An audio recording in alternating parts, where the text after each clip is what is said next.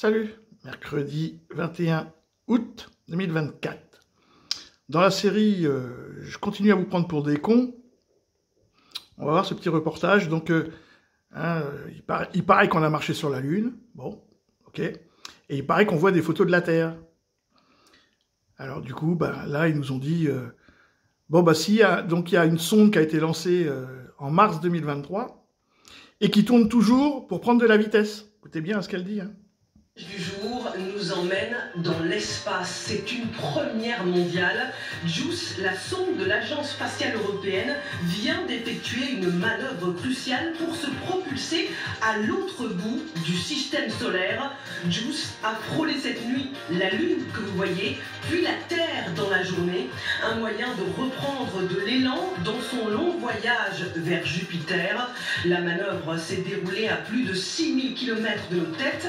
C'est ce qu'on appelle l'assistance gravitationnelle. C'est comme une partie de billard céleste pilotée par le centre de l'Agence spatiale européenne en Allemagne.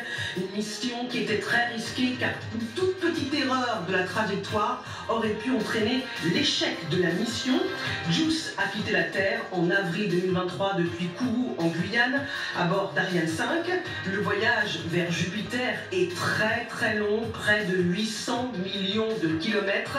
L'assistance gravitationnelle qui lui redonne de l'élan est un moyen de faire des économies de carburant pour assurer ce très long voyage.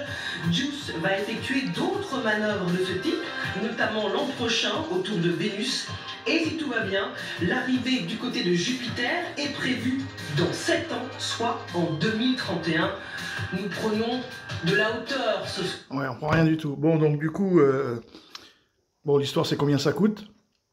En plus, vous avez vu, donc elle a frôlé la Lune hier, et ce matin, elle était sur la Terre, donc 400 000 km, en mettons 20 heures.